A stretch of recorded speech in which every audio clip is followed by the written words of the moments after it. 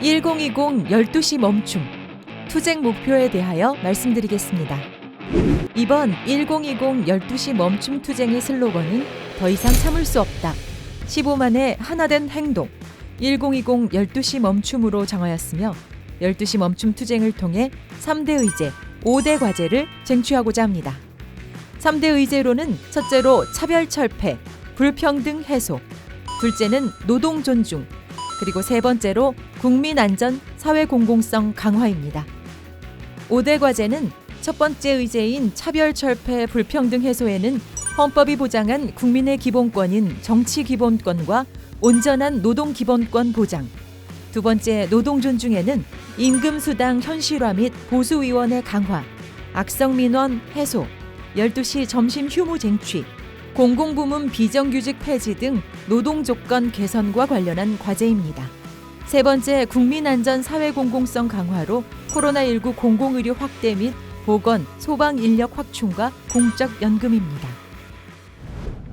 의제 1. 차별 철폐, 불평등 해소. 과제 1. 헌법이 보장한 국민의 기본권, 정치 기본권 쟁취. 정치 기본권이란 헌법에서 보장한 국민의 기본적인 권리로서 국가나 타인의 간섭이나 통제 없이 정치적 의사를 표현할 수 있는 자유, 스스로 원하는 정당에 가입하고 활동할 수 있는 자유, 지지하는 정당에 후원금을 낼 수 있고 선거운동을 할 수 있는 자유와 선거권과 피선거권을 보장받을 수 있는 권리를 말합니다. 그럼 공무원의 정치 중립 규정은 왜 만들어졌을까요? 재헌헌법에는 공무원의 정치 중립 의무가 포함되어 있지 않았습니다.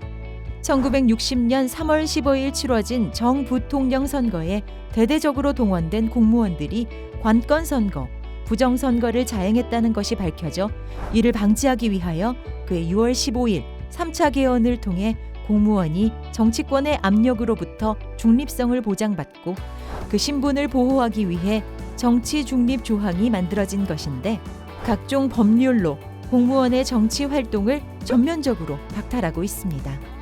이는 재정 취지와도 맞지 않을 뿐만 아니라 헌법상 보장된 국민의 본질적 기본권을 침해하는 것입니다. 유엔과 ILO, 헌법재판소, 국가인권위원회 등에서는 이에 시정을 촉구하고 있습니다.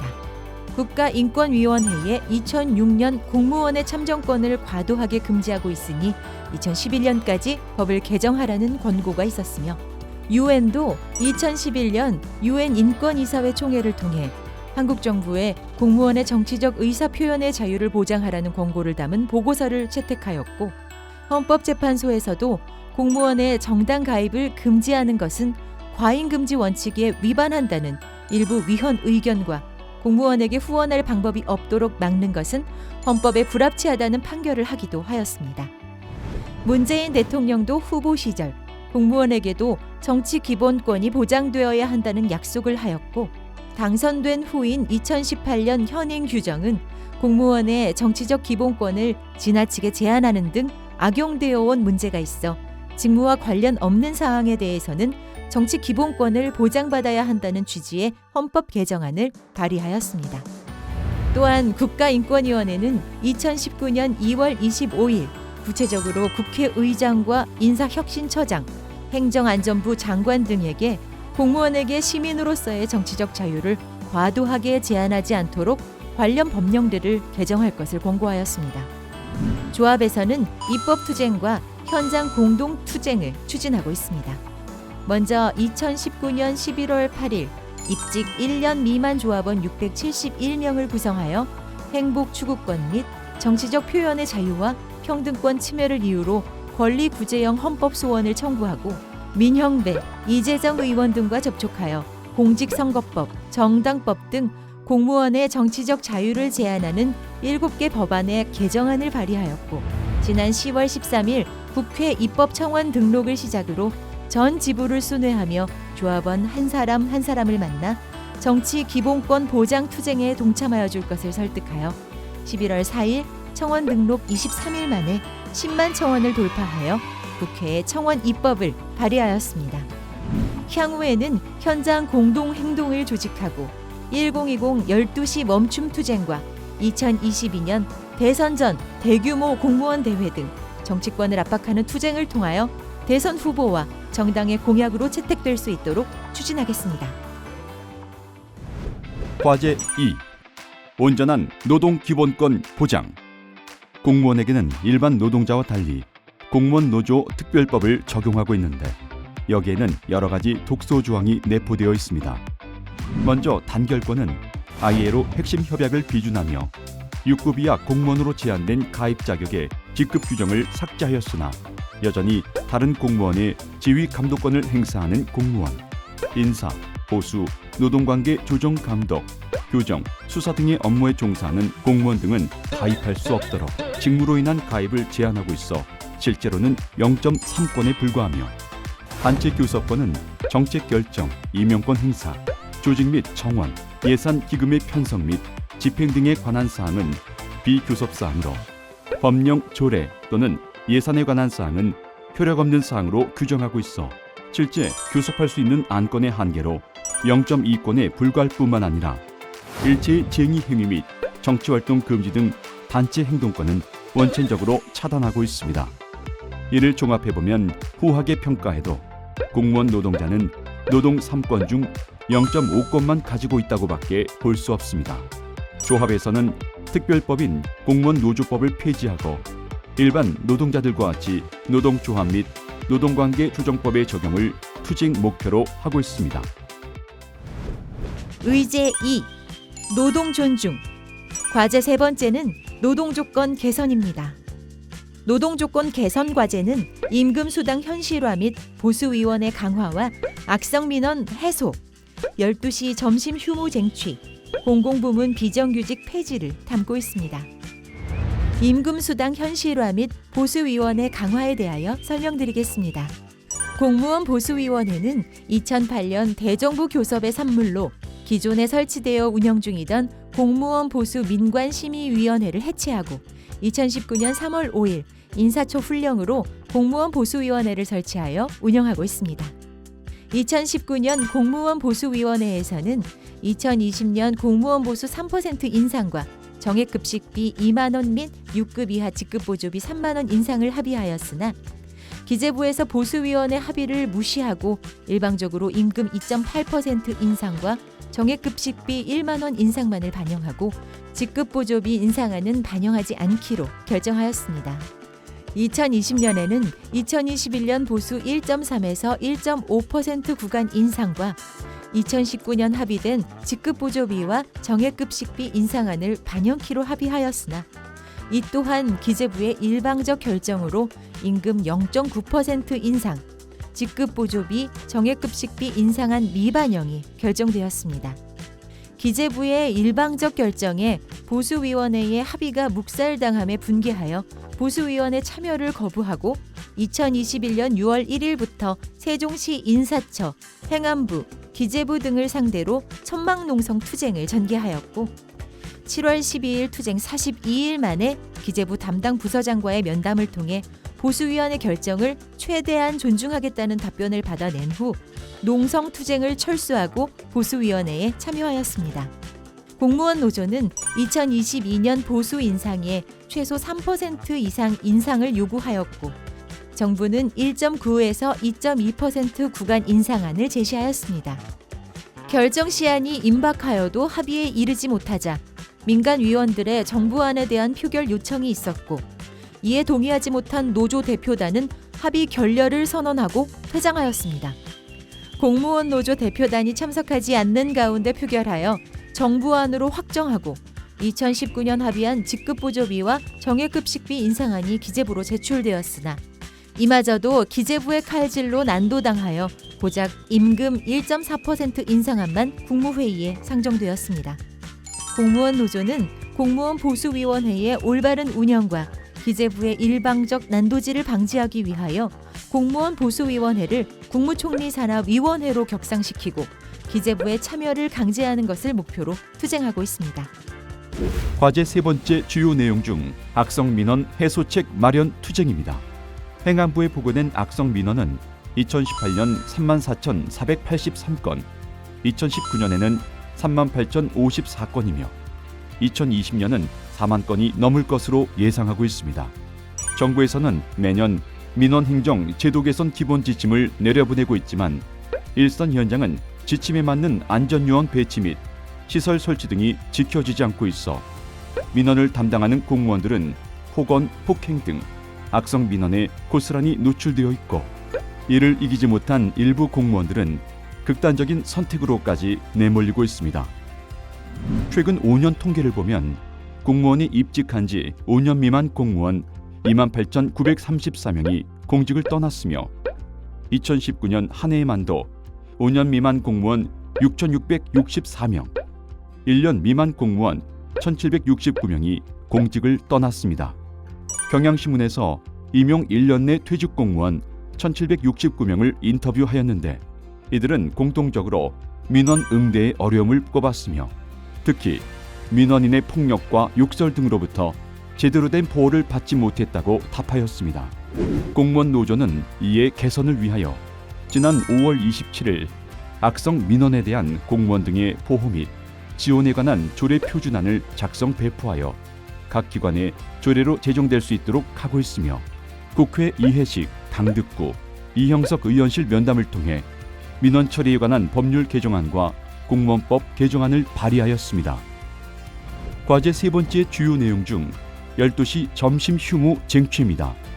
민원 담당 공무원들은 점심시간에 방문하는 민원인들을 위해 교대로 점심을 해결하고 있어 민원을 담당하는 공무원 노동자의 휴식권과 건강권을 침해당하고 있습니다.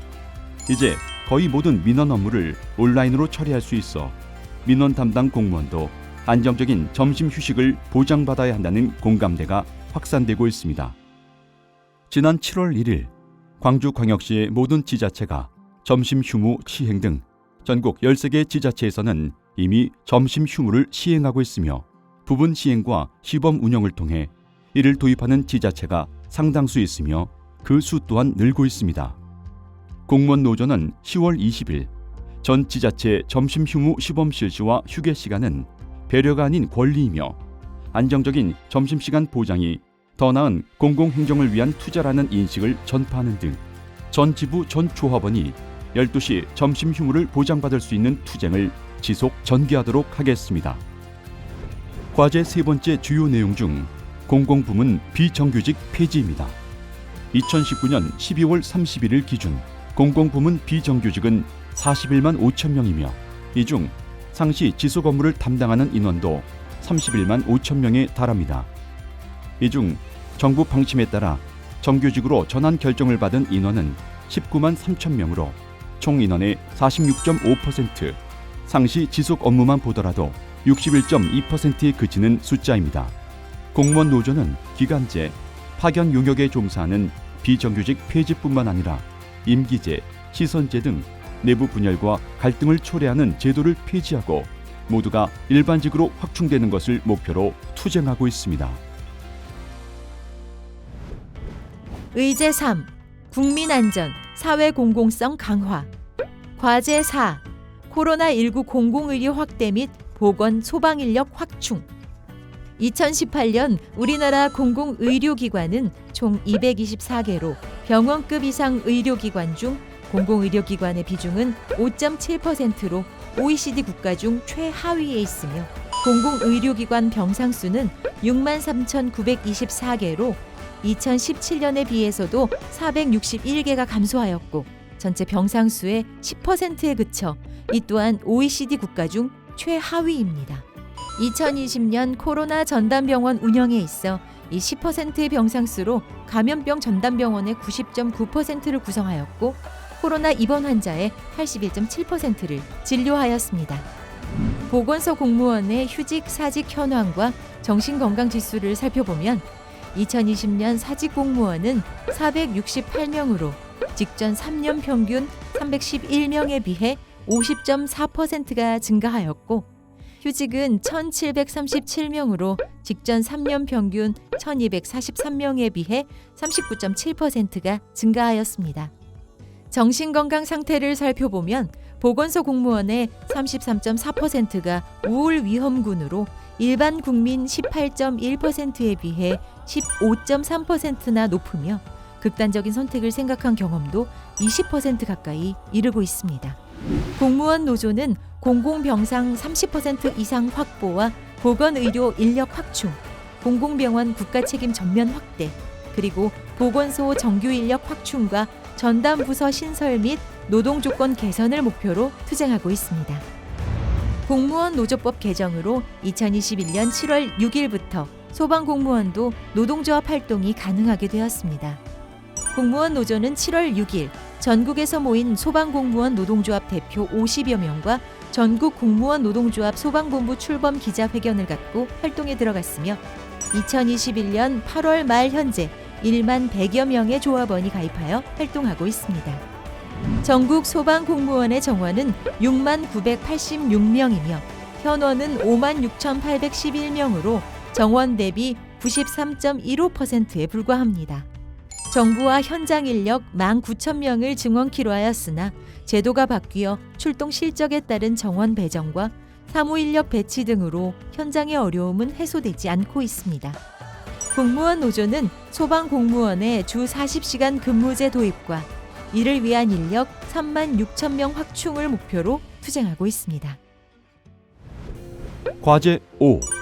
공적연금 강화. 지난 2015년 공무원 노동자는 연금 500조 원을 삭감당하면서 제1호로 합의한 것이 국민의 노후 빈곤 해소를 위해 국민연금 명목 소득 대체율을 50%로 유지한다였습니다. 그러나 정부는 이 약속을 지키지 않고 있어 공무원 노조는 공적연금 강화 투쟁에 적극 결합하여 2015년 합의를 쟁취하는 투쟁을 추진하겠습니다. 2015년 공무원 연금법 개정으로 1996년 1월 1일 이후 임용자에 대해 단계적으로 65세까지 연금 지급 시기가 늦춰짐에 따라 정년과 불일치로 인한 소득 공백이 발생될 수밖에 없는 구조가 되었습니다.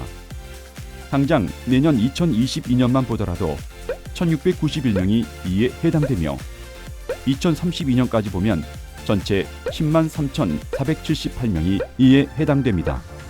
또한 2021년 0.9%의 역대 최저 수준의 임금 인상과 코로나19 고통분담 명목으로 삭감된 국가직 공무원의 연가 보상비 4천억, 연금법 시행령 개정을 통한 기준 소득 월액, 평균액 산정 기준 하향 조정 등으로 전년 대비 연금 지급액이 삭감되었습니다. 연금은 물가 등을 반영하여 매년 오른다는 기대와 상식이 무너지는 기현상이 발생한 것입니다. 공무원 연금관리공단에서도 연가 보상비 미지급과 낮은 봉급 인상률, 신규 공무원 증가로 기준소득 월액이 전년 대비 4만 원 줄었다며 이를 인정하였으며 이러한 현상은 올해에 한해 그치는 것이 아니라 신규 공무원 증가와 낮은 봉급 인상률 등이 당분간 지속될 것이라고 볼 때 기준소득 월액은 계속 줄어들 수밖에 없는 구조가 된 것입니다. 여기에 더해 일부 대권 주자들은 공무원 연금 개혁과 국민연금 통합을 주장하며 공무원 노동자들의 공분을 사고 있습니다. 공무원 노조는 지난 8월 9일 정부와 연금 투기를 구성하여 2015년 연금 계약에 따른 폐해를 확인시키고 소득 공백 해소와 연금 삭감 방지를 위한 논의를 시작하였으며 향후에도 국민연금 소득 대체율 50% 합의 이행과 정년부터 연금 지급 및 연금 삭감 방지책 쟁취를 목표로 지속 투쟁하겠습니다.